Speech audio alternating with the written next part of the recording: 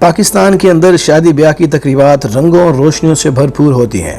ان کی تیاری کے لیے 2 گھر نہیں بلکہ 2 خاندان مصروف ہوتے ہیں۔ ان تقریبات کو یادگار ترین بنانے کے لیے انوکھے انداز میں پلاننگ کی جاتی ہے، اور اس کے ساتھ ساتھ مالی طور پر مستحکم خاندان ایونٹ پلانر کی خدمات بھی شروع کرنے لگے ہیں، جو کہ شادی کے تمام تر انتظامات کرتے ہیں اور تقریبات کو دلہا دلہن کے خاندان والوں کی ہدایت کی روشنی میں پلان کرتے ہیں۔ اس دوران ان کو دونوں خاندانوں کی جانب سے ایسے مطالبات کا سامنا کرنا پڑتا ہے جو کسی حد تک ناممکن ہوتے ہیں۔ ایسے ہی کچھ واقعات کو پاکستان کے کچھ ایونٹ پلانرز نے عرب نیوز کے ساتھ شیئر کرتے ہوئے خاص طور پر بتائے۔ ان واقعات میں سے کچھ آج ہم آپ کو اس ویڈیو میں بتائیں گے۔ نمبر 1، جب پیسے لڑکے والوں نے دیے تو دلہن کی تصویر کیوں بنائی؟ معروف کیمرامین قمر انور نے اپنے تجربات کے بارے میں بتاتے ہوئے یہ کہا کہ پاکستانی دلہا اور دلہن کے خاندان فوٹوگرافی کے حوالے سے بہت حساس ہوتے ہیں۔ ایک تقریب کے لیے ان کو دلہا والوں کی جانب سے ہائر کیا گیا۔ اس پوری تقریب کو انہوں نے بہترین انداز میں کور کیا،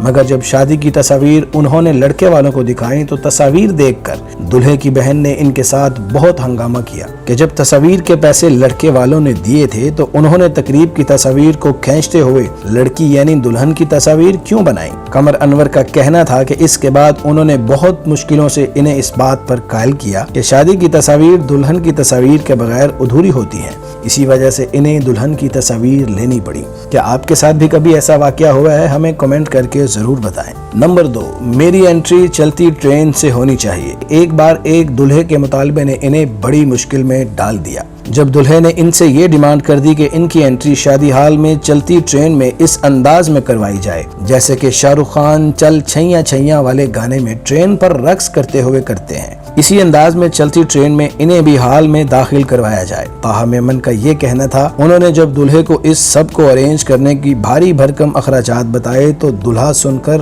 خاموش ہو گیا۔ لاہور کے ایک ایونٹ پلانر شازر خالد کا اس موقع پر یہ کہنا تھا کہ ایک تقریب کے انتظام میں ایک دلہن اس بات پر بضد ہو گئیں کہ وہ اپنی مہندی کی تقریب میں ہاتھی کے اوپر بیٹھ کر آئیں گی۔ اس حوالے سے دلہن کی ضد کو دیکھتے ہوئے انہوں نے لاہور کے چڑیا گھر والوں سے بھی رابطہ کیا، مگر لاہور چڑیا گھر کی انتظامیہ نے ان کو اس مطالبے کو پورا کرنے سے انکار کر دیا اور اس دلہن کا یہ خواب شرمندہ تعبیر نہ ہو سکا۔ مزید اس طرح کی انٹرسٹنگ ویڈیوز دیکھنے کے لیے ہمارے چینل شہزاد رانا فیکٹس کو ضرور سبسکرائب کریں۔ اگر ویڈیو پسند آئے تو ویڈیو کو لائک کر کے بیل آئیکن ضرور دبائیں تاکہ اس طرح کی انٹرسٹنگ ویڈیو آپ کو بغیر کسی رکاوٹ کے ملتی رہے۔